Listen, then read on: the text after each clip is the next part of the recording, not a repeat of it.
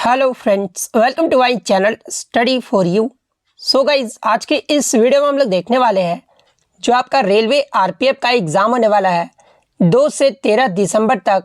उसके लिए हाल ही के एग्ज़ाम में टीसीएस के द्वारा जितने भी प्रश्न पूछे गए हैं उन सभी प्रश्नों को जो है इस वीडियो में डिस्कस करने वाले हैं। तो जिन भी कैंडिडेट्स का रेलवे आरपीएफ का एग्ज़ाम 2 से 13 दिसंबर तक होने वाला है, तो मैं आपको 100% ये गारंटी देता हूँ कि आपके रेलवे आरपीएफ के एग्ज़ाम में यहाँ से प्रश्न जरूर पूछे जाएंगे। तो वीडियो को जो है लास्ट तक जरूर देखिएगा। और आपसे रिक्वेस्ट करता हूँ, अभी तक आपने मेरे चैनल को अगर सब्सक्राइब नहीं किया है तो रेलवे एग्ज़ाम से रिलेटेड पल पल की अपडेट के लिए जो है चैनल को सब्सक्राइब ज़रूर कर दीजिएगा। और बगल में ही आपको एक बेल आइकन यानी घंटे का निशान भी दिख रहा होगा, तो आप उसे भी जो है ज़रूर प्रेस कर दीजिएगा। तो चलिए वीडियो को स्टार्ट करते हैं। तो आज का जो आपका पहला क्वेश्चन आया था कि पाल वंश का संस्थापक कौन था, यानी पाल वंश की जो स्थापना है ना, ये किसके द्वारा जो वो किया गया था। तो देखिए, पाल वंश की जो स्थापना है ये आपका 785 ईसा पूर्व में जो है ये आपका गोपाल के द्वारा जो वो किया गया था। तो गोपाल आपका यहाँ पे करेक्ट आंसर होगा। इसके अलावा गोपाल का उत्तराधिकारी पूछा जाता है कि कौन था। तो देखिए, गोपाल का जो उत्तराधिकारी थे ना, ये आपके धर्मपाल थे। तो ये फैक्ट भी आप ध्यान में रखिएगा। नेक्स्ट क्वेश्चन आपका यहाँ पर आता है कि किस प्रसिद्ध भारतीय खिलाड़ी को जो है कैप्टन कूल के नाम से जो वो जाना जाता है। तो देखिए, कैप्टन कूल या फिर थाला के नाम से जो है ये आपके महेंद्र सिंह धोनी को जो वो जाना जाता है। तो महेंद्र सिंह धोनी आपका यहाँ पे करेक्ट आंसर होगा। इसके अलावा अन्य खिलाड़ियों के अगर उपनाम की बात कर ले, जैसे कि मास्टर ब्लास्टर के नाम से जो है ये सचिन तेंदुलकर को जाना जाता है। हरियाणा हरिकेन के नाम से जो है ये कपिल देव को जाना जाता है। चीकू या फिर क्रिकेट के किंग के रूप में जो है ये आपके विराट कोहली को जो है वो जाना जाता है।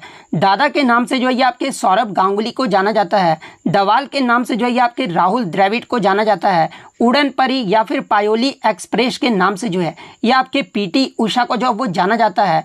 हॉकी के जादूगर के रूप में जो है ये आपके मेजर ध्यानचंद को जाना जाता है। हिटमैन के रूप में जो है ये आपके रोहित शर्मा को जाना जाता है।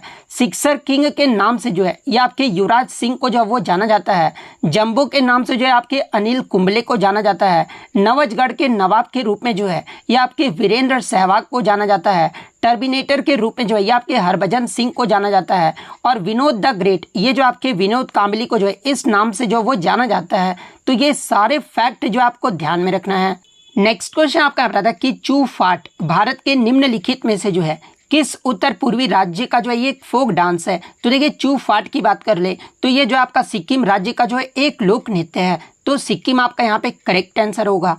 नेक्स्ट क्वेश्चन आपका यहाँ पर था कि पंडित शिव कुमार शर्मा को 1986 में जो है कौन सा अवार्ड जो है वो दिया गया था। तो देखिए, पंडित शिव कुमार शर्मा की बात कर ले तो ये जो आपके संतूर वाद्यंत्र से संबंधित थे और इन्हें 1986 में जो है संगीत नाटक एकेडमी पुरस्कार से जो वो सम्मानित किया गया था।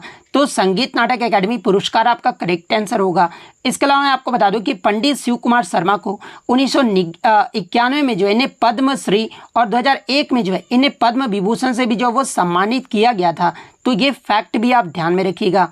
नेक्स्ट क्वेश्चन आपका यहाँ था कि 42वें संविधान संशोधन के माध्यम से जो है संविधान में कितने डीपीएसपी यानी राज्य के नीति निर्देशक सिद्धांत को जो वो जोड़ा गया था। तो देखिए, 42वें संविधान संशोधन के माध्यम से जो है हमारे डीपीएसपी में आपके 4 डीपीएसपी को जो वो जोड़ा गया था। तो 4 आपका यहाँ पे करेक्ट आंसर होगा। इसके अलावा बात कर ले 42वें संविधान संशोधन द्वारा आपके जो 4 जो आपके डीपीएसपी जोड़े गए थे ना, वो कौन कौन से थे। तो पहला तो आपका अनुच्छेद 39 को जोड़ा गया था, जिसमें बच्चों के स्वास्थ्य विकास के अवसरों को सुरक्षित करना, ये जो आपका जोड़ा गया था डीपीएसपी में।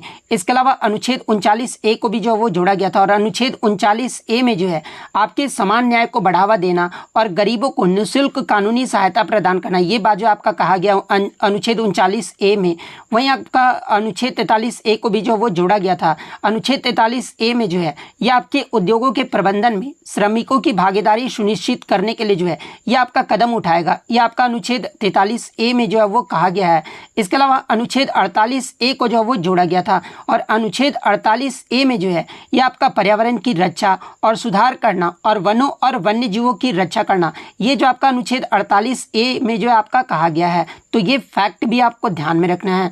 इसके अलावा एग्जाम में एक प्रश्न यहाँ से पूछा जाता है कि किस संवैधानिक संशोधन के तहत जो है अनुच्छेद 45 के विषय को जो वो बदल दिया गया था। तो देखिए मैं आपको बता दूं कि 86वां जो संविधान संशोधन हुआ था ना 2002 में, इसके माध्यम से जो है अनुच्छेद 45 के विषय को जो वो बदल दिया गया था और इसमें आपके 6 से 14 आयु वर्ग के बच्चों के लिए जो है अनुच्छेद 21A के रूप में जो है यह आपके मौलिक अधिकारों में जो इसे शामिल कर दिया गया था। तो ये फैक्ट भी आप ध्यान में रखिएगा।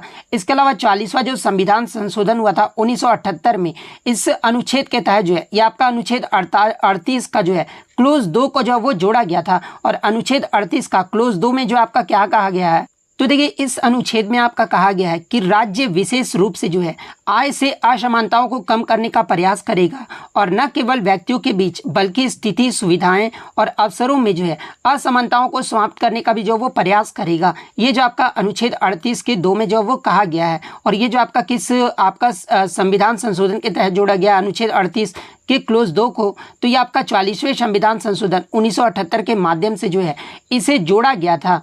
तो ये फैक्ट भी आप ध्यान में रखिएगा। नेक्स्ट आपका यहाँ पर आया था कि किसी भी राज्य में मुख्यमंत्री सहित मंत्री परिषद की न्यूनतम संख्या ये जो है क्या हो सकती है। तो देखिए किसी भी राज्य में मुख्यमंत्री सहित मंत्री परिषद की जो न्यूनतम संख्या है ना ये 12 हो सकता है। तो 12 आपका यहाँ पे करेक्ट आंसर होगा। इसके अलावा ये तो आपका हो गया मंत्री परिषद की न्यूनतम संख्या।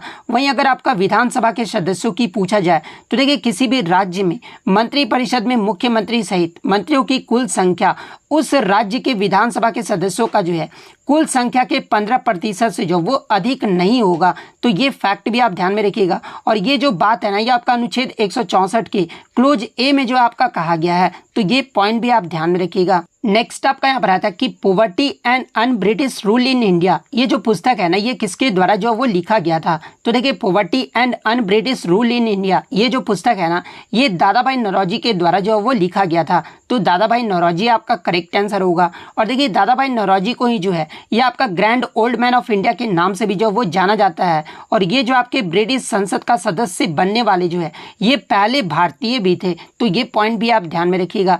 नेक्स्ट आपका यहाँ पर आया था कि ICR sugar cane breeding institute यानी आपका ICR गन्ना प्रजनन संस्थान जो है ये कहाँ पर स्थित है। तो देखिए ICR अगर गन्ना प्रजनन संस्थान की बात कर ले तो ये जो आपका तमिलनाडु के कोयम्बटूर में स्थित है। तो ऑप्शन में आपका कोयम्बटूर दिया गया था, तो कोयम्बटूर आपका यहाँ पे करेक्ट आंसर होगा।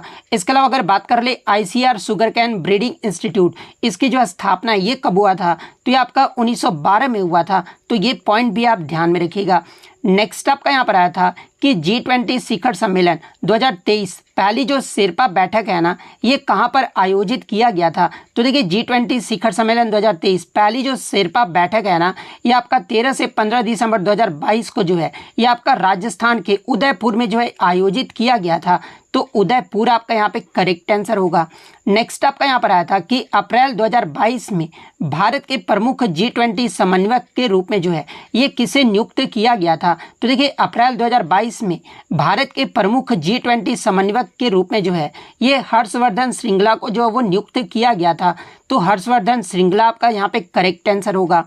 नेक्स्ट आपका एक क्वेश्चन आया था कि माइकल फैराडे ने जो है विद्युत चुंबकीय प्रेरण की जो खोज है ना ये किस वर्ष में किए थे। तो देखिए माइकल फैराडे के द्वारा विद्युत चुंबकीय प्रेरण की जो खोज है ना ये आपका वर्ष 1831 में जो है वो किया गया था। तो 1831 आपका करेक्ट आंसर होगा। नेक्स्ट आपका यहाँ पर था कि शतरंज में पहली महिला भारतीय ग्रैंड मास्टर जो ये कौन बनी थी। तो देखिए शतरंज में पहली महिला भारतीय ग्रैंड मास्टर जो है ये आपका 2001 में जो है ये आपका S विजय लक्ष्मी, जिनका पूरा नाम जो है ये आपका सुब्बारमन विजय लक्ष्मी है। तो सुब्बारमन विजय लक्ष्मी जो है 2001 में भारत की पहली भारतीय ग्रैंड मास्टर जो है ये आपका महिला में जो वो बनी थी। तो S विजय लक्ष्मी आपका यहाँ पे करेक्ट आंसर होगा। इसके अलावा अगर ये तो आपका महिला का हो गया, अगर पुरुष में पूछ लेना तो ये आपका विश्वनाथन आनंद जो है ये पहले जो वो ग्रैंड मास्टर बने थे। तो ये फैक्ट भी आप ध्यान में रखिएगा। नेक्स्ट क्वेश्चन आपका यहाँ पर था कि राज्य पर्व मानसून की शुरुआत और पृथ्वी की नारीत्व का जश्न मनाने वाला एक अनूठा त्यौहार है और ये जो आपका निम्नलिखित में से किस राज्य में इस त्यौहार को जो वो मनाया जाता है? तो देखिए राज परवा को जो है ये आपका मिथुन संक्रांति के नाम से भी जो वो जाना जाता है और ये जो आपका उड़ीसा राज्य में जो वो मनाया जाता है, तो उड़ीसा आपका यहाँ पे करेक्ट आंसर होगा। इसके अलावा मैं आपको बता दूं कि ये जो आपका राजा परवा जो त्यौहार है ना, ये आपका नारीत्व का जश्न मनाने वाला जो है ये आपका 3 दिवसीय त्यौहार है। अगर कितने दिवसीय त्यौहार पूछा जाए तो ये आपका 3 दिवसीय त्यौहार है, तो ये पॉइंट भी आप ध्यान में रखिएगा।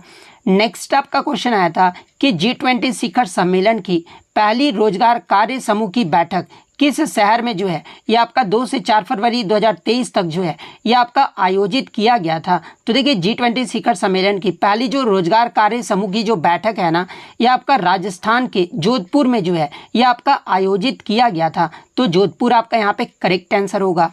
नेक्स्ट क्वेश्चन आपका यहाँ पर आया था कि 2001 से 2011 की जनगणना के बीच जो है भारत में पुरुष और महिला साक्षरता दर में जो है ये कितने प्रतिशत की जो है वो वृद्धि हुई थी? प्रतिशत में पूछा गया था कि कितने प्रतिशत में जो है ये आपका वृद्धि हुआ था। तो देखिए मैं आपको बता दूं कि 2001 की जनगणना के अनुसार पुरुष साक्षरता दर जो रहा था ना, वो आपका 75.3% रहा था, लेकिन 2011 की जनगणना में जो आपका पुरुष साक्षरता दर है ना, ये आपका 82.14% रहा था। वहीं अगर महिला साक्षरता दर की बात कर ले तो देखिए महिला साक्षरता दर जो है ये आपका 2001 में ये आपका 53.7% रहा था, लेकिन 2011 में इसकी जो साक्षरता दर है ना, ये बढ़कर आपका 65.46% जो है ये आपका हो गया था। तो देखिए 2001 से 2011 के बीच पुरुष और महिला में साक्षरता दर में ये जो आपका जो वृद्धि हुआ था ना, ये आपका एक तो आपका 6.84% हुआ था, और इसमें आपका अगर महिलाएं की बात कर ले तो महिलाओं में जो है आपका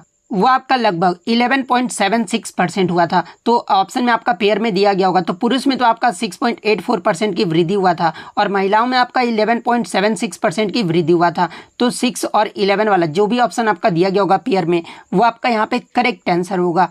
नेक्स्ट क्वेश्चन आपका यहाँ पर मैच द फॉलोइंग से आया था। आपके 3 योजनाओं का जो एक तरफ नाम दे दिया गया था और एक तरफ जो आपका वर्ष का जो है आपको मिलान करना था। तो देखिए पहला जो आपका दिया गया था कि कस्तूरबा गांधी बालिका विद्यालय, ये जो योजना की शुरुआत है ना, ये किस वर्ष में हुआ था? तो देखिए कस्तूरबा गांधी बालिका विद्यालय की बात कर ले तो देखिए इस योजना की जो शुरुआत है ये आपका जुलाई 2004 में हुआ था। तो कस्तूरबा गांधी बालिका विद्यालय में जो है आपका जुलाई 2004 वाला आपका जो वो सही मैचिंग होगा। नेक्स्ट आपका यहाँ पर AICTE का जो है वो पूछा गया था, यानी all India council for technical education, यानी अखिल भारतीय तकनीकी शिक्षा परिषद का जो स्थापना है ना, ये किस वर्ष में हुआ था? तो देखिए अखिल भारतीय तकनीकी शिक्षा परिषद की जो स्थापना है ये आपका नवंबर 1945 में हुआ था। तो AICTE वाला में जो है आपका नवंबर 1945 वो जो आपका सही मिलान होगा। तीसरा जो था आपका मध्याह्न मिड डे मील योजना से था। तो देखिए ये जो आपका मध्याह्न भोजन योजना, जिसे मिड डे मील योजना भी कहा जाता है, ये जो आपका किस वर्ष में शुरू किया गया था? तो देखिए मिड डे मील योजना जो है ये आपका 1995 में पूरे भारत में जो ये आपका शुरू किया गया था। तो मिड डे मील योजना वाला में 1995 जो वो आपका सही मिलान होगा। तो इस प्रकार से जिन्होंने भी मिलान किया होगा उनका यहाँ पे करेक्ट आंसर होगा। नेक्स्ट क्वेश्चन आपका यहाँ रहा था कि भारत में आर्य सबसे पहले 7 नदियों की भूमि में जो वो बसे थे, जिसे उस समय जो है सप्त सिंधु के नाम से जो वो जाना जाता था। और सप्त सिंधु प्रदेश की नदियों में कौन सा नदी जो आपका शामिल नहीं है, ये पूछा गया था। तो देखिए सप्त सिंधु प्रदेश की नदियों में आपके 7 नदी जो है वो शामिल थे, जिसमें आपका सिंधु, झेलम, चिनाब, राबी, व्यास, सतलज और सरस्वती, ये जो आपके सप्त सिंधु प्रदेश की नदियों में जो वो शामिल थे। तो इसमें जो आपका 3 तो ऑप्शन में दिया गया था। इसके अलावा जो चौथा ऑप्शन दिया गया था ना, वो आपका सिप्रा रिवर जो वो दिया गया था। तो सिप्रा रिवर आपका यहाँ पे करेक्ट आंसर होगा, क्योंकि ये जो आपका सिप्रा रिवर है ना, ये सप्त सिंधु प्रदेश की नदियों में जो है ये आपका शामिल नहीं था।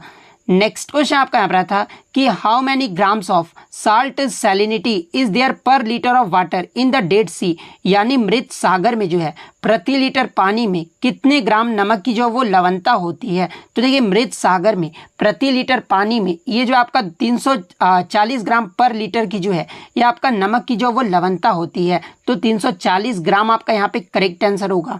इसके अलावा अगर बात कर ले मृत सागर की लवणता अगर प्रतिशत में पूछा जाए कि कितना प्रतिशत होता है, तो ये आपका लगभग 34.2% होता है। तो ये फैक्ट भी आपको ध्यान में रखना है। नेक्स्ट क्वेश्चन आपका यहाँ पर आया था कि vice chief of naval staff in 2021 यानी 2021 में नौसेना उप प्रमुख जो है ये कौन बने थे। तो देखिए 2021 में नौसेना उप प्रमुख जो है ये आपके 36वें नंबर के जो है वाइस एडमिरल सतीश नामदेव घोरमड़े जो है ये बने थे।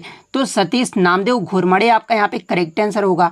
और सतीश नामदेव घोरमड़े का जो कार्यकाल है ना ये आपका 31 जुलाई 2021 से लेकर जो है ये आपका 31 मार्च 2023 तक रहा था। इसके अलावा अगर वर्तमान की बात कर ले कि वर्तमान में आपके vice chief of naval staff यानी वर्तमान में नौसेना उप प्रमुख ये जो है कौन बने हैं। तो ये आपके 39वें नंबर के जो है ये आपके वाइस एडमिरल कृष्णा स्वामीनाथन जो है ये बने हैं। और ये कब बने थे तो ये आपके 1 मई 2024 को जो वो बने थे। तो ये फैक्ट भी आपको ध्यान में रखना है। नेक्स्ट क्वेश्चन आया था कि इनमें से कौन कुचिपुड़ी नृत्य शैली से संबंधित है। जहां पे ऑप्शन में आपका वेमपति चिन्ना सत्यम जो वो दिया गया था। तो देखिए वेमपति चिन्ना सत्यम का जो संबंध है ना ये आपका कुचिपुड़ी शास्त्रीय नृत्य से है। तो वेमपति चिन्ना सत्यम आपका करेक्ट आंसर होगा। इसके अलावा मैं आपको बता दूं कि वेमपति चिन्ना सत्यम ने जो है 1963 में चेन्नई में जो है कुचिपुड़ी कला अकादमी की स्थापना भी जो वो की थी। एग्जाम में यहाँ से प्रश्न पूछा जाता है कि 1963 में चेन्नई में कुचिपुड़ी कला अकादमी की जो स्थापना है ये किसके द्वारा किया गया था। तो ये आपका वेमपति चिन्ना सत्यम के द्वारा जो वो किया गया था। इसके अलावा मैं आपको बता दूं कि इन्हें 1998 में जो है पद्म भूषण पुरस्कार से भी जो वो सम्मानित किया गया था। तो ये पॉइंट भी आप ध्यान में रखिएगा। इसके अलावा अगर कुचिपुड़ी नृत्य की बात कर लें तो देखिए ये जो आपका कुचिपुड़ी नृत्य है ना ये आपका आंध्र प्रदेश राज्य का जो है एक शास्त्रीय नृत्य है। और यहाँ से एग्जाम में एक प्रश्न और पूछा जाता है कि कुचिपुड़ी नृत्य की जो उत्पत्ति है ना ये आंध्र प्रदेश के किस जिले से हुआ है। तो ये आपका कृष्णा जिले से हुआ है। तो ये पॉइंट भी आप ध्यान में रखिएगा। इसके अलावा कुचिपुड़ी नृत्य के अन्य प्रमुख कलाकारों की अगर मैं बात कर लूँ तो देखिए लक्ष्मी नारायण शास्त्री, स्वप्न सुंदरी, राजा रेड्डी और राधा रेड्डी, यामिनी कृष्ण मूर्ति, यामिनी रेड्डी और कौशल्या रेड्डी, इन सभी कलाकारों का जो संबंध है ना ये आपके कुचिपुड़ी शास्त्रीय नृत्य से है। तो ये फैक्ट भी आप ध्यान में रखिएगा। नेक्स्ट क्वेश्चन आपका यहाँ पर आता है कि in September 2022 who was appointed as the attorney general of India यानी सितंबर 2022 में जो है भारत के अटॉर्नी जनरल के रूप में जो है ये किसे नियुक्त किया गया था।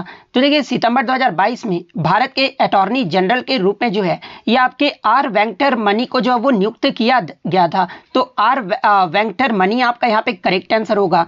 इसके अलावा बात कर ले ये जो आपके भारत के कितने नंबर के जो है ये आपके अटॉर्नी जनरल के रूप में इन्हें नियुक्त किया गया था। तो देखिए ये जो आपके आर वेंकटरमणि है ना ये 16वें नंबर की जो है ये आपके अटॉर्नी जनरल के रूप में जो इन्हें नियुक्त किया गया है। तो ये पॉइंट भी आप ध्यान में रखिएगा। वहीं अगर 15वें अगर अटॉर्नी जनरल के बारे में पूछा जाए तो ये आपके के वेणुगोपाल रॉय थे। और भारत के अगर पहले महान्यायवादी के बारे में पूछा जाए यानी अटॉर्नी जनरल के बारे में पूछा जाए तो देखिए भारत के जो पहले महान्यायवादी थे ना ये आपके MC सीतलवाड़ थे। तो ये पॉइंट भी आप ध्यान में रखिएगा। इसके अलावा अगर महान्यायवादी की बात कर ले तो देखिए भारत का जो महान्यायवादी होता है ना ये भारत का सर्वोच्च विधि अधिकारी भी होता है। और ये जो आपका किस अनुच्छेद में कहा गया है तो अनुच्छेद 76 के अकॉर्डिंग जो है ये बात जो आपका कहा गया है। तो ये पॉइंट भी आप ध्यान में रखिएगा। वहीं अगर बात कर ले महान्यायवादी का कार्य क्या होता है तो देखिए भारत सरकार के मुख्य कानूनी सलाहकार के रूप में जो है महान्यायवादी केंद्र सरकार को सभी कानूनी मामलों पर जो है ये सलाह देने का कार्य जो वो करते हैं। इसके अलावा भारत का महान्यायवादी जो है ये सर्वोच्च न्यायालय में केंद्र सरकार के प्रतिनिधित्व भी जो है वो करते हैं। तो ये फैक्ट भी आप ध्यान में रखिएगा। नेक्स्ट क्वेश्चन आपका यहाँ पर आता है कि which of the following is इस सोशल सिक्योरिटीज स्कीम यानी निम्नलिखित में से कौन सा जो है सामाजिक सुरक्षा योजना है। तो देखिए अगर सामाजिक सुरक्षा योजना यानी सोशल सिक्योरिटीज स्कीम की बात कर ले तो एक तो आपका PMJJBY यानी आपका प्रधानमंत्री जीवन ज्योति बीमा योजना है। इसके अलावा PMSBY यानी प्रधानमंत्री सुरक्षा बीमा योजना ये भी जो आपका एक सामाजिक सुरक्षा योजना है। और देखिए ये जो आपका प्रधानमंत्री सुरक्षा बीमा योजना है ना ये देश के असंगठित वर्ग के लिए जो एक बीमा योजना है। तो अगर ये ऑप्शन में दिया गया था तो PMSBY आपका करेक्ट आंसर होगा। इसके अलावा मैं आपको बता दूं कि ये जो आपका अटल पेंशन योजना है ना ये भी आपका एक सामाजिक सुरक्षा योजना है। और ये जो आपके बुढ़ापे में वित्तीय जरूरतों का पूरा करने के लिए जो है एक योजना है। तो ये पॉइंट भी आप ध्यान में रखिएगा। नेक्स्ट क्वेश्चन आपका यहाँ पर आता है कि who was the founder of आजीविका सेक्ट, यानी प्राचीन काल में आजीविक धर्म की जो स्थापना है ना, ये किसने की थी। तो देखिए आजीवक जो धर्म की स्थापना है ना, ये आपके मखली गोशाल के द्वारा जो वो किया गया था। और ये जो आपके मखली गोशाल थे ना, ये जो आपका एक तपस्वी और शिक्षक थे। तो मखली गोपाल आपका यहाँ पे गोशाला आपका यहाँ पे करेक्ट आंसर होगा। और इनका जो जन्म है ना, ये कहाँ पर हुआ था, तो ये आपका गौशाला में हुआ था। और ये जो आपके महात्मा बुद्ध और महावीर स्वामी के जो ये समकालीन थे। तो ये पॉइंट भी आप ध्यान में रखिएगा। नेक्स्ट क्वेश्चन आपका यहाँ पर था कि कुमी नारायण वाडिया को साल 2023 में जो है कला के क्षेत्र में किस अवार्ड से सम्मानित किया गया था। तो देखिए कुमी नरीमन वाडिया को साल 2023 में जो है कला के क्षेत्र में इन्हें पद्मश्री अवार्ड से जो वो सम्मानित किया गया था। तो पद्मश्री आपका यहाँ पे करेक्ट आंसर होगा। नेक्स्ट क्वेश्चन आपका यहाँ पर था कि current chief economic adviser in India, यानी 28 जनवरी 2022 को जो है भारत के 18वें मुख्य आर्थिक सलाहकार के रूप में जो है ये किसने जो वो पदभार जो वो संभाला था। तो देखिए 28 जनवरी 2022 को भारत के 18वें मुख्य आर्थिक सलाहकार यानी चीफ इकोनॉमिक एडवाइजर के रूप में जो है ये आपके डॉक्टर वी अनंत नागेश्वरन को जो है ये नियुक्त किया गया था। तो डॉक्टर वी अनंत नागेश्वरन आपका करेक्ट आंसर होगा। इसके अलावा अगर एग्जाम में पूछा जाए कि ये कितने नंबर के जो है मुख्य आर्थिक सलाहकार बने हैं, तो ये आपके 18वें नंबर के जो है मुख्य आर्थिक सलाहकार बने हैं। और वर्तमान में भी जो आपके मुख्य आर्थिक सलाहकार हैं ये आपके डॉक्टर वी अनंत नागेश्वरन है। नेक्स्ट क्वेश्चन आपका यहाँ पर था कि vitamin C is also known as, यानी विटामिन सी को जो है अन्य इसके अलावा किस नाम से जाना जाता है। तो देखिए विटामिन सी का जो रासायनिक नाम होता है ना, वो आपका एस्कॉर्बिक एसिड होता है। और एस्कॉर्बिक एसिड के नाम से जो है विटामिन सी को जो वो जाना जाता है। तो एस्कॉर्बिक एसिड आपका करेक्ट आंसर होगा। इसके अलावा मैं आपको बता दूं कि विटामिन बी और विटामिन सी जो होता है ना, ये आपका वाटर सॉल्यूबल विटामिन होता है। इसके अलावा जो विटामिन बी और सी को छोड़ाकर जितने भी विटामिन होते हैं ना, वो आपके फैट सॉल्यूबल यानी वसा में घुलनशील विटामिन होते हैं। तो ये फैक्ट भी आप ध्यान में रखिएगा। इसके अलावा अगर अन्य विटामिन के रासायनिक नाम की बात कर लें, तो देखिए विटामिन ए का जो रासायनिक नाम है ना, ये आपका रेटिनॉल होता है। और विटामिन ए की कमी से जो है ये आपका रतौंधी और जीरोप्थैल्मिया जो रोग है ये आपका होता है। विटामिन बी1 की बात कर ले, तो देखिए विटामिन बी1 का रासायनिक नाम ये आपका थायमिन होता है। और बेरी जो रोग है ना, ये आपका विटामिन बी1 की कमी के कारण होता है। विटामिन बी2 का तो आपका नहीं पूछा जाता है, इसे आप देख लीजिएगा। विटामिन बी3 का पूछा जाता है, पेंटोथेनिक एसिड जो इसका रासायनिक नाम होता है। और बालों का सफेद या फिर बच्चों में जो वृद्धि की कमी होती है ना, ये आपका विटामिन बी3 के कारण ही होता है। इसके अलावा विटामिन बी5 की बात कर ले, तो देखिए पेलाग्रा जो रोग है ना, ये आपका विटामिन बी5 की कमी के कारण होता है। और विटामिन बी5 का जो रासायनिक नाम है ना, ये आपका नियासिन होता है। विटामिन बी6 का रासायनिक नाम आपका पायरोडिक्सिन होता है। बी9 का बात कर ले तो ये फॉलिक अम्ल होता है। विटामिन बी12 का पूछा जाता है, तो देखिए एनीमिया जो रोग है ये आपका विटामिन बी12 की कमी के कारण होता है। और इसका जो रासायनिक नाम है ना, ये आपका साइनोकोबाल्मिन होता है। विटामिन सी की कमी से आपका स्कर्वी रोग या फिर मसूड़ों का फूलना, ये आपका विटामिन सी की कमी के कारण होता है। और इसका जो रासायनिक नाम है ये आपका स्कॉर्बिक एसिड होता है। विटामिन डी की कमी से जो है ये आपका कौन सा रोग होता है, तो देखिए बच्चों में जो आपका रिकेट्स रोग होता है ना, ये आपका विटामिन डी की कमी के कारण होता है। इसके अलावा वयस्कों में यानी जो बूढ़ों में आपका ऑस्टियोमलेशिया जो रोग है ये भी आपका विटामिन डी की कमी के कारण ही होता है। और इसका रासायनिक नाम जो ये आपका कैल्सीफेरोल होता है। विटामिन ई की कमी की बात कर ले तो इसकी कमी से जो है आपका जनन शक्ति का कम होता है। और इसका रासायनिक नाम जो है ये आपका टैकोफेरोल होता है। विटामिन के की कमी के कारण जो आपका रक्त का धब्बा जो वो नहीं जम पाता है। और इसका जो रासायनिक नाम है ये आपका फिलोक्यूनोन होता है। तो ये सारे फैक्ट जो आपको ध्यान में रखना है। नेक्स्ट क्वेश्चन आपका यहाँ पर है कि दूसरी पंचवर्षीय योजना के बारे में कौन सा कथन जो आपका सही नहीं दिया गया है। तो देखिए अगर सेकंड पंचवर्षीय योजना की बात कर ले तो इसका जो कार्यकाल है ये आपका 1956 से लेकर 1961 तक रहा था। और ये जो आपका दूसरी पंचवर्षीय योजना है ना, ये आपके पीसी महालनोबिस मॉडल पर आधारित था। और इस योजना का जो मुख्य उद्देश्य था ना, ये आपका बुनियादी और भारी उद्योगों के विकास पर विशेष जोर देने के साथ साथ तेजी से औद्योगिकरण करना था। वहीं अगर बात कर ले दूसरी पंचवर्षीय योजना का जो आपका लक्ष्य जो वृद्धि दर रखा गया था ना, वो आपका 4.5% रखा गया था। जबकि जो वास्तविक विकास दर हुआ था वो आपका थोड़ा कम 4.27% ही जो है आपका वास्तविक विकास दर जो वो जो आपका अचीव है वो किया गया था। तो ऑप्शन में आपका जो गलत स्टेटमेंट दिया गया था ना कि आपका जो दूसरी पंचवर्षीय योजना है किसी और मॉडल का आपका नाम दिया गया था, पीसी महालनोबिस मॉडल जो है वो नहीं दिया गया था। तो ये वाला स्टेटमेंट ही जो है आपका यहाँ पे करेक्ट आंसर होगा, क्योंकि दूसरी पंचवर्षीय योजना था ये आपका पीसी महालनोबिस मॉडल पर आधारित था।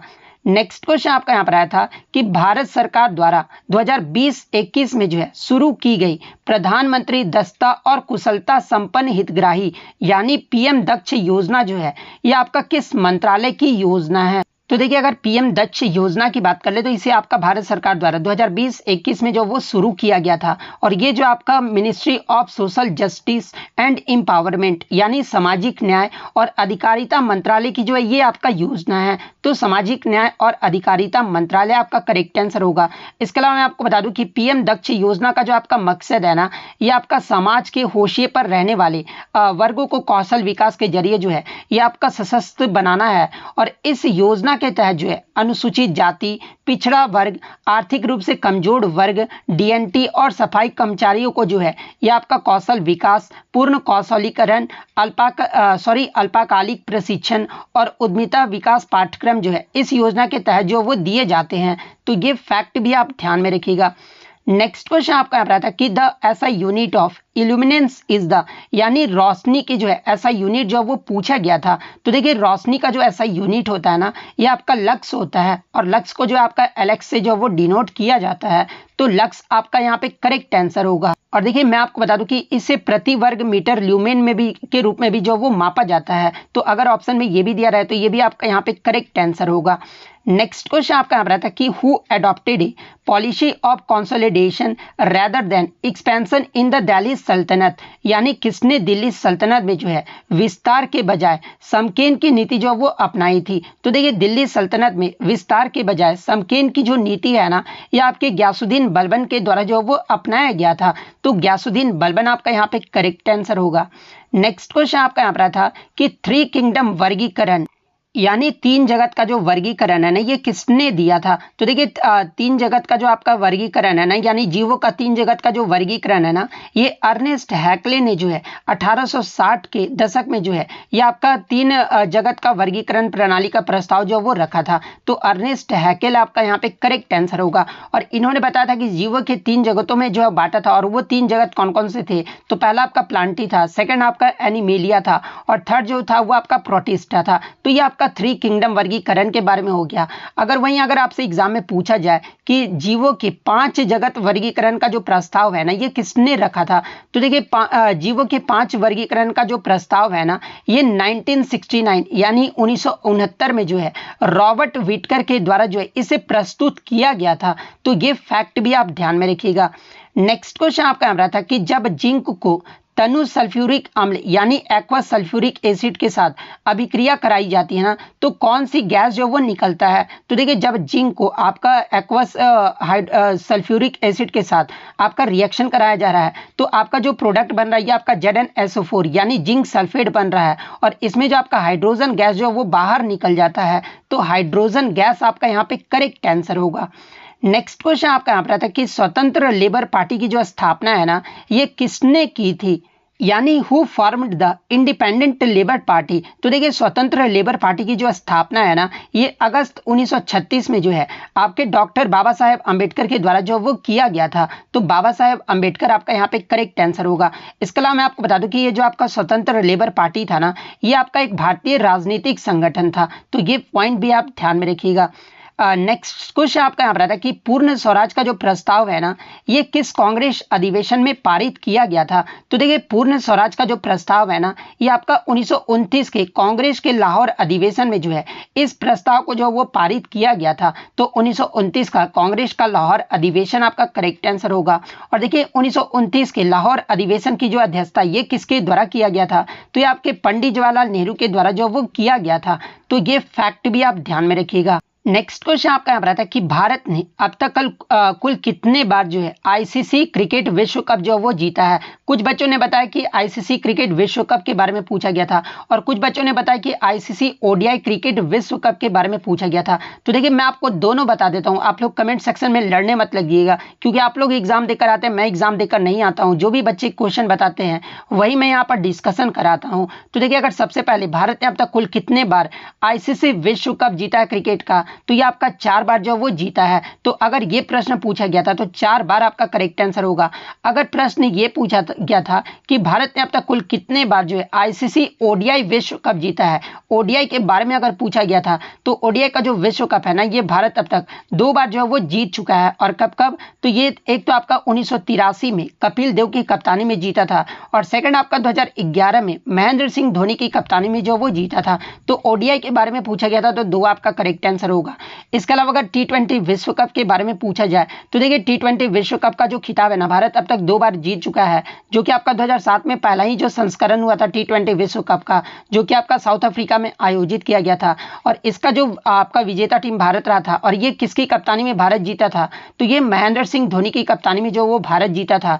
वहीं अगर दूसरा जो टी20 विश्व कप है ना, ये 2024 में भारत जो है रोहित शर्मा की कप्तानी में जो वो जीता है। तो ये फैक्ट भी आप ध्यान में रखिएगा। और 2024 का आपका जो टी20 विश्व कप है ये कहां पर आयोजित किया गया था, तो ये आपका संयुक्त रूप से जो है यूएसए और वेस्ट इंडीज देश में जो आपका आयोजित किया गया था। तो ये फैक्ट भी आपको ध्यान में रखना है। नेक्स्ट क्वेश्चन आपका यहाँ था कि निम्नलिखित में से किसे 20वीं सदी के जो है तानसेन के रूप में जो वो जाना जाता है। तो देखिए 20वीं सदी के तानसेन के रूप में जो है ये आपके उस्ताद बड़े गुलाम अली खान को जो वो जाना जाता है। तो उस्ताद बड़े गुलाम अली खान आपका करेक्ट आंसर होगा। इसके अलावा इनका घराना एग्जाम में पूछा जाता है। तो देखिए उस्ताद बड़े गुलाम अली खान ये जो आपके ठुमरी गायकों में से एक थे, और ये जो आपके पटियाला घराने से जो वो संबंधित थे। तो ये फैक्ट भी आप ध्यान में रखिएगा। नेक्स्ट क्वेश्चन आपका यहाँ था कि which of the following is under article 214 for the Indian constitution, यानी निम्नलिखित में से कौन सा भारतीय संविधान का अनुच्छेद 214 के तहत जो है ये आपका आता है। तो देखिए अनुच्छेद 214 के तहत जो है ये आपका राज्य के लिए उच्च न्यायालय आता है। तो राज्य के लिए उच्च न्यायालय यानी हाईकोर्ट आपका यहाँ पे करेक्ट आंसर होगा। इसके अलावा मैं आपको बता दूं कि उच्च न्यायालय और इसकी जिम्मेदारियों से संबंधित जो आपका अनुच्छेद है ना, ये आपका अनुच्छेद 214 से लेकर जो है ये आपका 237 है। और ये तो हो गया आपका हाई कोर्ट के बारे में। अगर वहीं सुप्रीम कोर्ट के बारे में पूछ ले तो देखिए सुप्रीम कोर्ट से संबंधित जो आपका अनुच्छेद है ना, ये आपका अनुच्छेद 124 से लेकर जो है 147 तक है। तो ये फैक्ट भी आप ध्यान में रखिएगा। नेक्स्ट क्वेश्चन आपका रहा था कि इनमें से कौन सी गंगा की जो है सहायक नदी नहीं है, यहाँ पे नहीं है पूछा गया था। तो देखिए अगर गंगा की सहायक नदियों की बात कर ले तो देखिए यमुना, इसके अलावा सोन नदी, गोमती नदी, ये आपके गंगा की सहायक नदियां हैं। और गंगा के अगर अन्य सहायक नदियों की बात कर ले तो देखिए ये जो आपका अलकनंदा, रामगंगा, काली, घाघरा, गंडक और कोसी नदी, ये सभी आपके गंगा की जो वो सहायक नदियां हैं। तो इनमें से आपका 3 तो ऑप्शन में दिया गया था, लेकिन मैं आपको बता दूं कि जो आपका चौथा ऑप्शन दिया गया था ना, वो आपका लोहित नदी जो है वो दिया गया था। और देखिए ये जो आपका लोहित नदी है ना, ये आपका ब्रह्मपुत्र नदी की जो है वो सहायक नदी है, ना कि आपका गंगा नदी की जो है वो सहायक नदी है। इसलिए लोहित नदी आपका यहाँ पे करेक्ट आंसर होगा। नेक्स्ट क्वेश्चन आपका रहा था कि काटी बिहू असम के किस महीने में मनाया जाता है। तो देखिए मैं आपको बता दूं कि असम राज्य में जो है आपके साल में 3 बिहू जो है वो मनाए जाते हैं। और वो 3 बिहू कौन कौन से हैं, तो पहला आपका बोहाग बिहू जिसे रोंगाली बिहू भी कहा जाता है, और ये जो आपका अप्रैल महीने में जो है असम राज्य में मनाया जाता है। सेकंड आपका कटी बिहू जिसे कोंगाली बिहू भी कहा जाता है, और ये जो आपका अक्टूबर के दौरान जो है इस त्यौहार को जो वो मनाया जाता है। थर्ड आपका माघ बिहू है जो कि आपका जनवरी के महीने के दौरान जो है इस त्यौहार को जो वो मनाया जाता है। तो आपसे जो है कटी बिहू यानी कोंगाली बिहू के बारे में पूछा गया था, तो अक्टूबर महीना आपका यहाँ पे करेक्ट आंसर होगा। नेक्स्ट क्वेश्चन आपका यहाँ पर आता है कि सिस्टमा नेचर जो पुस्तक है ना, ये किसके द्वारा जो वो लिखा गया है। तो देखिए सिस्टमा नेचर जो पुस्तक है ना, ये आपके कार्ल लिनियस के द्वारा जो वो लिखा गया है। तो कार्ल लिनियस आपका करेक्ट आंसर होगा। इसके अलावा मैं आपको बता दूं कि कार्ल लिनियस को जो है आधुनिक वर्गीकरण के जनक के रूप में भी जो वो जाना जाता है, और कार्ल लिनियस ने ही जो है द्विपद नामकरण को औपचारिक रूप भी जो वो दिया था। तो ये फैक्ट भी आप ध्यान में रखिएगा। नेक्स्ट क्वेश्चन आपका यहाँ रहा था कि एम किरवानी को 2023 में कौन सा पुरस्कार मिला था। तो देखिए संगीत के क्षेत्र में एम किरवानी को जो है 2023 में इन्हें पद्मश्री पुरस्कार से जो वो सम्मानित किया गया था। तो पद्मश्री आपका यहाँ पे करेक्ट आंसर होगा। नेक्स्ट क्वेश्चन आपका यहाँ रहा था कि अनुच्छेद 51A का क्लोज का जो है ना ये किससे संबंधित है। तो देखिए अनुच्छेद 51A का क्लोज का जो है ना ये आपके इसमें बात कहा गया कि संविधान का पालन करना तथा उनके आदर्शों एवं संस्थाओं, इसके अलावा राष्ट्रीय ध्वज एवं राष्ट्रगान का आदर करना, ये जो आपका अनुच्छेद 51A के क्लोज का में जो है वो कहा गया है। तो ये वाला ऑप्शन आपका यहाँ पे करेक्ट आंसर होगा। नेक्स्ट आपका यहाँ बता था कि अटल पेंशन योजना ये जो आपका किस क्षेत्र से संबंधित है। तो देखिए अटल पेंशन योजना की बात कर ले तो ये जो आपका असंगठित क्षेत्र की से जो वो संबंधित है। तो असंगठित क्षेत्र आपका करेक्ट आंसर होगा। इसके अलावा अगर अटल पेंशन योजना की बात कर ले, इसमें आपके 18 से 40 वर्ष की आयु के जो है बचत खाता धारकों के लिए एक वृद्धावस्था आय सुरक्षा योजना है जो कि आपका आयकर दाता नहीं है। और ये जो योजना है ना ये आपके असंगठित क्षेत्रों के श्रमिकों के बीच जो है दीर्घायु जोखिमों को दूर करने में जो है ये आपका मदद करता है योजना। और ये जो आपका श्रमिकों को अपनी सेवानिवृत्ति के लिए स्वेच्छा से बचत करने के लिए भी जो है ये योजना जो है आपका प्रोत्साहित जो है वो करता है। तो ये फैक्ट भी आप ध्यान में रखिएगा। नेक्स्ट क्वेश्चन आपका यहाँ पर आता है कि rainfall is typically measured in, यानी जो आपका वर्षा को आमतौर पर जो है ये किस में मापा जाता है। तो देखिए वर्षा को आमतौर पर जो है ये आपका मिलीमीटर में जो वो मापा जाता है। तो मिलीमीटर आपका यहाँ पे करेक्ट आंसर होगा। एक क्वेश्चन जो आपका स्नेल्स लॉ से जो वो पूछा गया था, एग्जैक्टली मुझे ये क्वेश्चन मिल नहीं पाया है, लेकिन स्नेल्स लॉ की जो खोज है ना ये मैं आपको बता दूं कि 1621 में जो है डच खगोल शास्त्री और गणितज्ञ बिलेबोर्ड स्टेनले ने जो है इसकी खोज जो वो की थी। तो अगर स्नेल्स लॉ के बारे में ये पूछा गया था कि स्नेल्स लॉ की खोज कब और किसने किया था, तो देखिए 1621 में मैंने आपको बता दिया है कि बिलेबोर्ड स्नेल के द्वारा जो है इसकी खोज जो वो किया गया था। और स्नेल्स लॉ आपका क्या बताता है, तो देखिए इंसिडेंट रे और रिफ्रैक्टेड रे और नॉर्मल, ये जो आपके नॉर्मल होते हैं ना, ये आपके जो नॉर्मल पॉइंट होता है इंसिडेंस का, ये सभी जो है आपके सेम प्लेन में ही जो है वो लाई करते हैं। ये जो आपका स्नेल्स लॉ में जो है वो बताया गया है। वहीं अगर स्नेल्स लॉ के फॉर्मूले की बात कर ले तो देखिए इसका जो फॉर्मूला होता है ना वो आपका n1 sin θ1 equal to n2 sin θ2 होता है, जहाँ पे n1 जो होता है ये आपका इंसिडेंट इंडेक्स होता है, n2 जो होता है ना ये आपका रिफ्रैक्टेड इंडेक्स होता है, और θ1 जो है ये आपका इंसिडेंट एंगल होता है, और θ2 जो है ये आपका रिफ्रैक्टेड एंगल होता है। तो देखिए स्नेल्स लॉ के बारे में कुछ भी पूछा गया होगा मैंने सारा कुछ जो आपको यहाँ पर बता दिया है। नेक्स्ट था कि आशा भोसले को 2002 में जो है किस फिल्म में गाने के लिए इन्हें जो है आईफा अवार्ड जो है वो मिला था। तो देखिए मैं आपको बता दूं कि जो आपका लगान फिल्म आया था ना जिसमें आपका एक गाना था राधा कैसे ना जले आग तन मन में लगे, इस गाने के लिए जो है आशा भोसले जी को जो है 2002 में इन्हें जो है आईफा अवार्ड जो है वो मिला था। तो लगान अगर फिल्म पूछा गया था तो लगान आपका करेक्ट आंसर होगा। वहीं अगर गाना का नाम पूछा गया था तो राधा कैसे ना जले ये जो आपका यहाँ पे फिर करेक्ट आंसर होगा। इसके अलावा आशा भोसले जी के अन्य पुरस्कार की बात कर ले तो देखिए इन्हें 2008 में जो है पद्म विभूषण पुरस्कार से जो वो सम्मानित किया गया था। 2000 ईस्वी में जो इन्हें दादा साहब फाल्के अवार्ड से भी जो वो सम्मानित किया गया था। इसके अलावा 2021 में जो है इन्हें महाराष्ट्र भूषण पुरस्कार से जो वो सम्मानित किया गया था। और इससे प्रीवियस शिफ्ट में आपसे पूछा गया था कि ये जो आपका बंगा विभूषण जो पुरस्कार है ना ये किस राज्य के द्वारा जो वो दिया जाता है। तो देखिए बंगा विभूषण पुरस्कार की जो शुरुआत है आपका 2018 में हुआ था, और ये जो आपका पश्चिम बंगाल का जो है सर्वोच्च नागरिक पुरस्कार है, यानी ये जो आपका बंगा विभूषण पुरस्कार है ये आपका पश्चिम बंगाल सरकार के द्वारा जो वो दिया जाता है।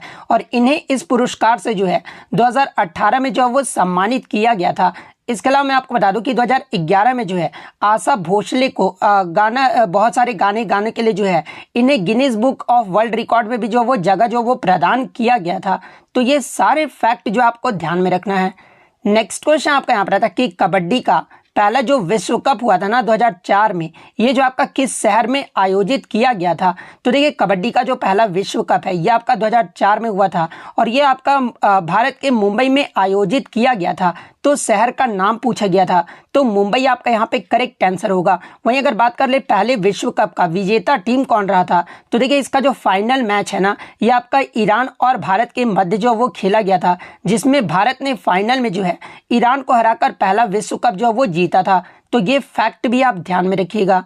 नेक्स्ट क्वेश्चन आपका यहाँ पर आता कि इंडियन ओपन जंप प्रतियोगिता 2023 जो आपका कर्नाटक राज्य में हुआ था, इसमें लॉन्ग जंप का जो राष्ट्रीय रिकॉर्ड तोड़ते हुए जो है एशियाई खेलों के लिए ये जो है किसने क्वालिफाई किया था। तो देखिए इंडियन ओपन जंप प्रतियोगिता 2023 में लॉन्ग जंप का जो राष्ट्रीय रिकॉर्ड तोड़ा है ना, ये आपके जैस्मिन एल्ड्रिन ने जो वो तोड़ा है। और जैस्मिन एल्ड्रिन ने जो ये आपका जंप का जो है राष्ट्रीय रिकॉर्ड ये जो है किसका तोड़ा है, तो ये आपके मुरली श्रीशंकर यानी एम श्रीशंकर का जो ये रिकॉर्ड तोड़े हैं।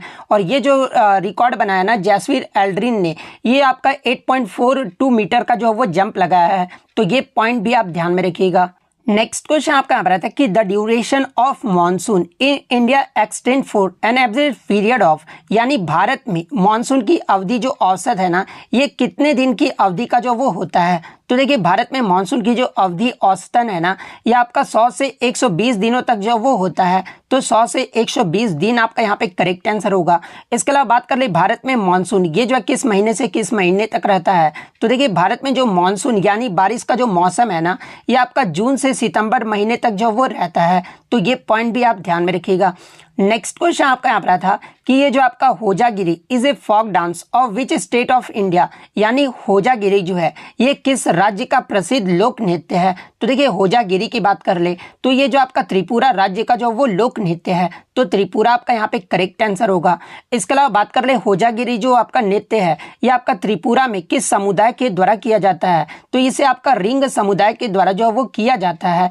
तो ये पॉइंट भी आप ध्यान में रखिएगा। और इसके अलावा बात कर ले होजागिरी का जो नृत्य ये कब किया जाता है। तो देखिए इस प्रकार का जो नृत्य है ना, ये आपका दुर्गा पूजा उत्सव के दौरान जो वो किया जाता है। और ये जो आपका दशहरा के तीसरे दिन इस नृत्य को जो वो किया जाता है। तो ये पॉइंट भी आप ध्यान में रखिएगा।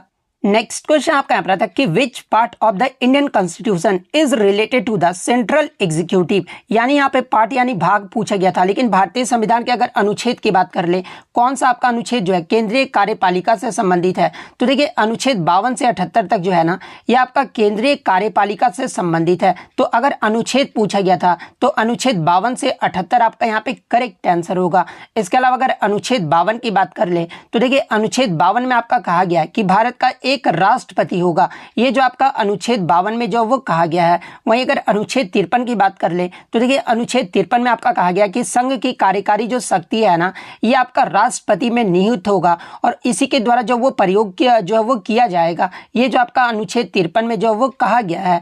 अनुच्छेद 56 की बात कर ले तो देखिए राष्ट्रपति के कार्यकाल की जो अवधि होता है ना 5 वर्षों की, ये जो आपका परिभाषित किया गया है, ये आपका अनुच्छेद 56 में जो वो किया गया है।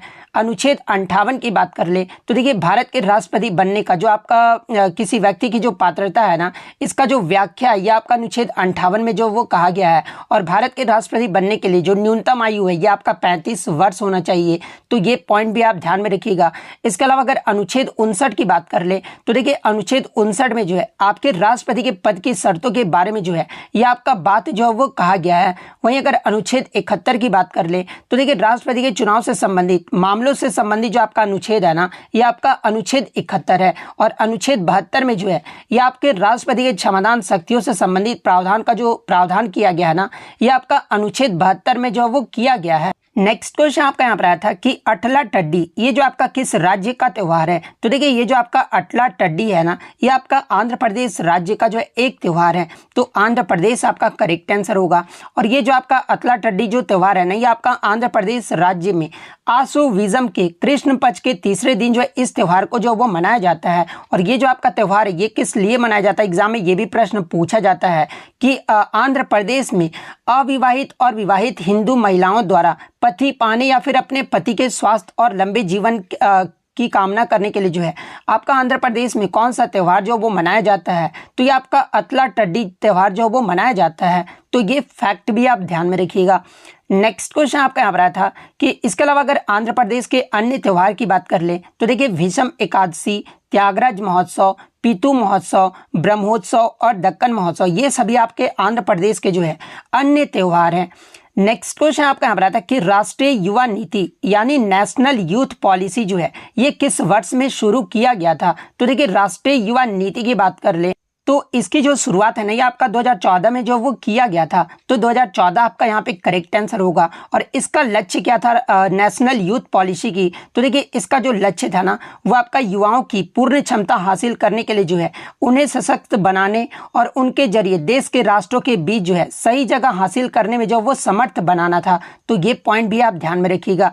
नेक्स्ट क्वेश्चन आपका बताया था कि आपका जो अस्थाई बंदोबस्त जो है ये कब लागू किया गया था। तो देखिए अस्थाई बंदोबस्त की बात कर ले तो ये आपका 1793 में जब वो लागू किया गया था, तो 1793 आपका करेक्ट आंसर होगा। इसके अलावा बात कर ले जब अस्थाई बंदोबस्त लागू किया गया था 1793 में, उस समय बंगाल का जो गवर्नर जनरल था ये कौन था। तो देखिए उस समय जो बंगाल का जो आपका गवर्नर जनरल था ना ये कार्नवालिस था। तो ये पॉइंट भी आप ध्यान में रखिएगा। वहीं अगर एग्जाम में एक प्रश्न और यहाँ से पूछा जाता है कि आपका जो है अस्थाई बंगाल के अस्थाई बंदोबस्त के रूप में ये जो है किसे जाना जाता है, तो ये आपका अस्थाई बंदोबस्त को ही जो है बंगाल के अस्थाई बंदोबस्त के रूप में भी जो वो जाना जाता है। और ये जो आपका क्या था, तो देखिए ये जो आपका अस्थाई बंदोबस्त था ना ये आपका ब्रिटिश ईस्ट इंडिया कंपनी और बंगाल के जमींदारों के बीच जो है ये आपका भू राजस्व तय करने के लिए जो है ये एक समझौता जो वो आपका हस्ताक्षर जो वो किया गया था। तो ये पॉइंट भी आप ध्यान में रखिएगा। नेक्स्ट क्वेश्चन आपका यहाँ पर आता कि 1924 में जो आपका कांग्रेस अधिवेशन हुआ था ना जिसे बेलगाम अधिवेशन के नाम से जाना जाता है, और इसकी जो अध्यक्षता है ना ये किसने किया था। तो देखिए 1924 का जो कांग्रेस अधिवेशन हुआ था ये आपका बेलगाम में आयोजित किया गया था, और इसकी जो अध्यक्षता है ना ये आपके मोहनदास करमचंद गांधी यानी महात्मा गांधी ने जो है इसके अध्यक्ष जो वो चुने गए थे। तो महात्मा गांधी आपका यहाँ पे करेक्ट आंसर होगा। इसके अलावा अगर महात्मा गांधी की बात कर ले तो इन्होंने जो है अभिव्यक्ति की स्वतंत्रता के अधिकार की पुष्टि के लिए जो है व्यक्तिगत सत्याग्रह की शुरुआत भी जो वो किए थे। और जो आपका 1942 में जो आपका भारत छोड़ो आंदोलन हुआ था ना ये आपका गांधी जी के द्वारा ही जो वो शुरू किया गया था। वहीं अगर सविनय अवज्ञा आंदोलन की बात कर ले तो ये जो आपका मार्च 1930 में गांधी जी के नेतृत्व में जो है ये आपका शुरू किया गया था। तो देखिए अब आपका जो है कांग्रेस अधिवेशन से प्रश्न आने लगे हैं। तो देखिए अगर आईएनसी की बात कर ले तो देखिए आईएनसी की जो स्थापना है ना ये आपका दिसंबर जो है 1885 में हुआ था, और इसके जो स्थापना ये किसके द्वारा किया गया था। तो देखिए आईएनसी की जो स्थापना है ना ये आपका एओ ह्यूम के द्वारा जो वो किया गया था, और इसके पहले अधिवेशन के जो अध्यक्ष है ना ये आपके WC बनर्जी यानी वेमेश चंद्र बनर्जी को जो वो बनाया गया था। और पहला ही जो सत्र हुआ था 1885 में ये कहाँ पर आयोजित किया गया था, तो ये आपका बॉम्बे में आयोजित किया गया था। तो ये पॉइंट भी आप ध्यान में रखिएगा। इसके अलावा अगर दूसरे अधिवेशन के बारे में पूछा जाए तो देखिए दूसरा जो अधिवेशन हुआ था ना आईएनसी का ये आपका 1886 में हुआ था, और ये जो आपका कलकत्ता में आयोजित किया गया था। और इसकी जो अध्यक्षता है ना ये दादा भाई नौरोजी के द्वारा जो वो किया गया था। और दादा भाई नौरोजी जो है ये आपके कांग्रेस के पहले पारसी राष्ट्रपति या फिर गैर हिंदू अध्यक्ष भी थे। तो ये पॉइंट भी आप ध्यान में रखिएगा। एग्जाम में पूछा जाता है कि आईएनसी के पहले पारसी जो अध्यक्ष है ये किसे चुना गया था, तो ये आपका दादा भाई नौरोजी को जब वो चुना गया था। और तीसरा अधिवेशन भी जो आपका इंपॉर्टेंट है क्योंकि आपका 1887 में हुआ था, और ये जो आपका मद्रास में आयोजित किया गया था।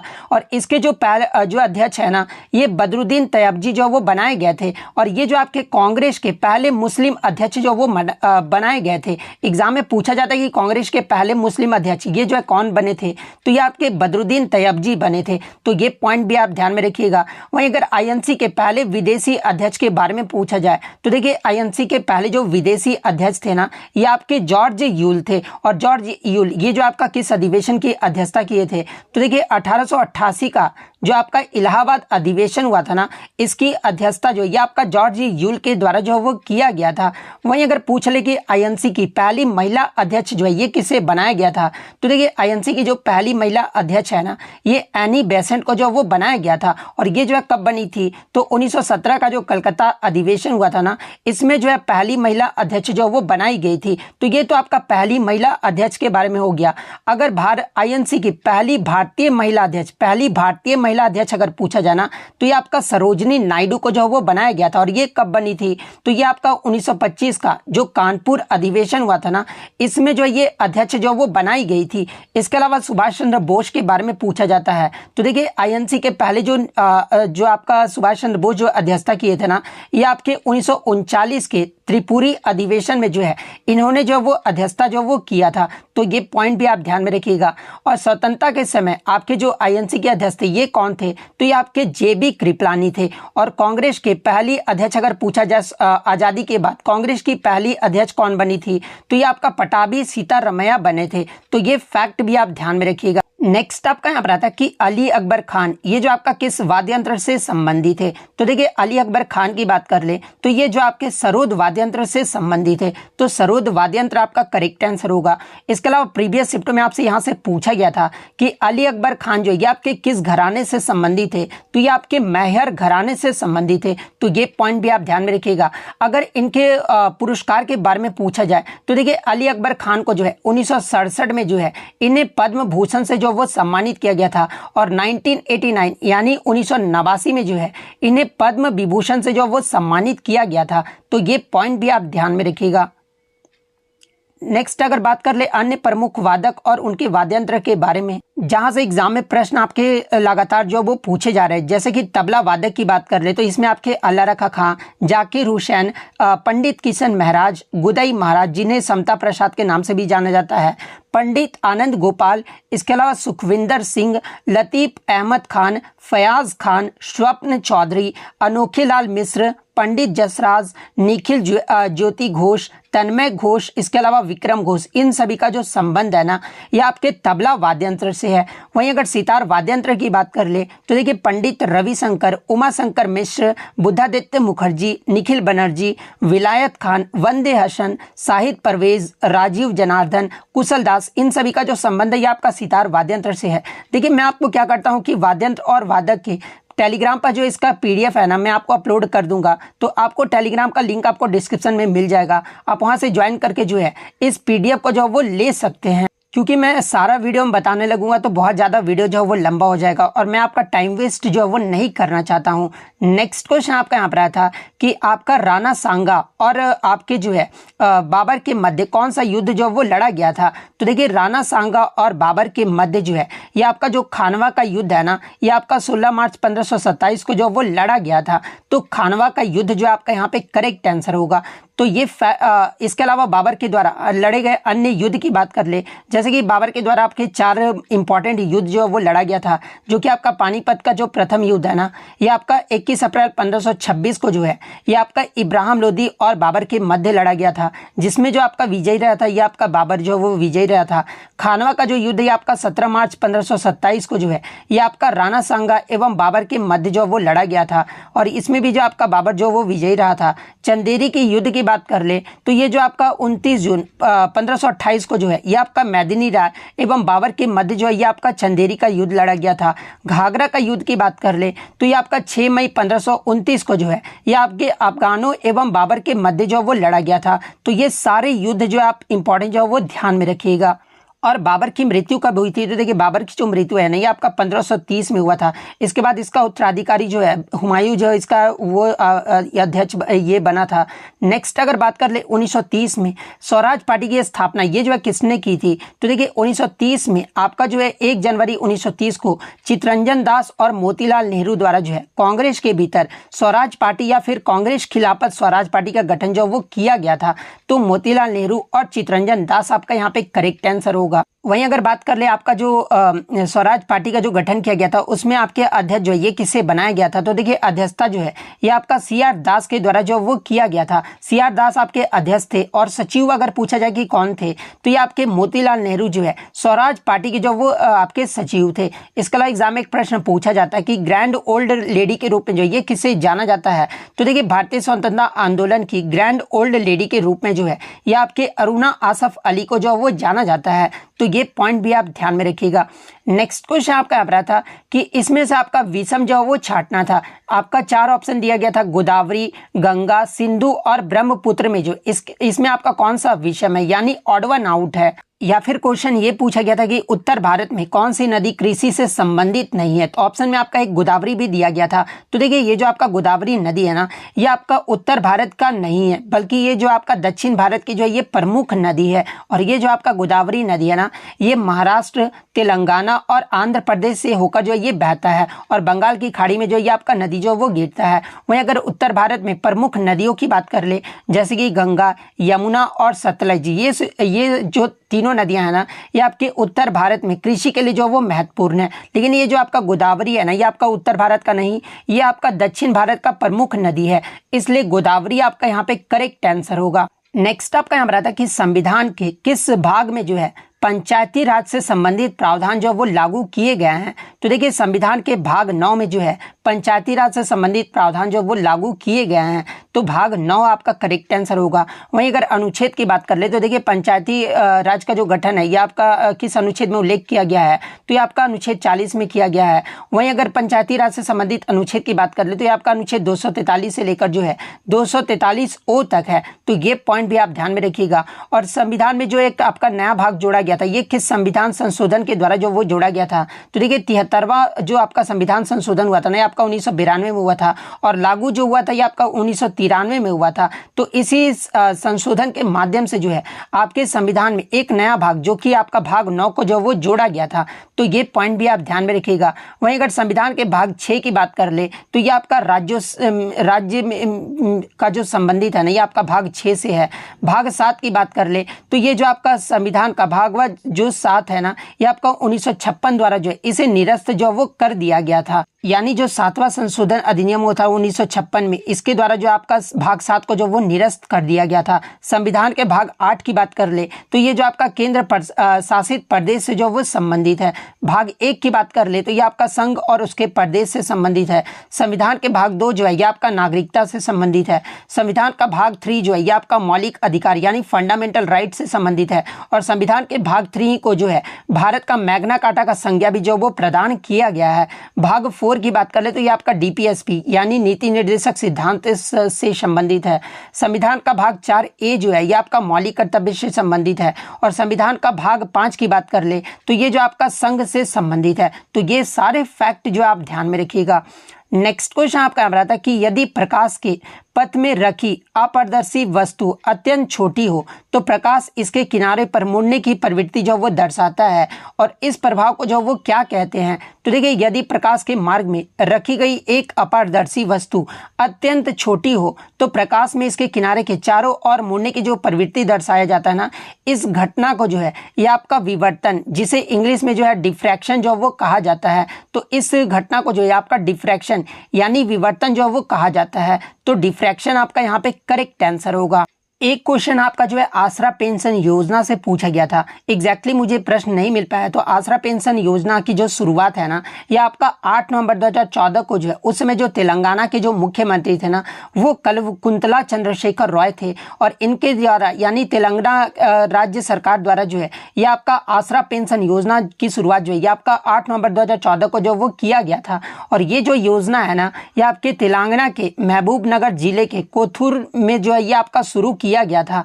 और सरकार इस योजना पर जो है हर वर्ष जो है 5,500 करोड़ रुपए भी जो वो खर्च करती है। तो अगर पूछा गया था कि कब शुरू किया गया था तो 8 नवंबर 2014 आपका करेक्ट आंसर होगा। किस राज्य सरकार के द्वारा अगर शुरू किया गया था ये पूछा गया था तो फिर आपका तेलंगाना जो आपका यहाँ पे करेक्ट आंसर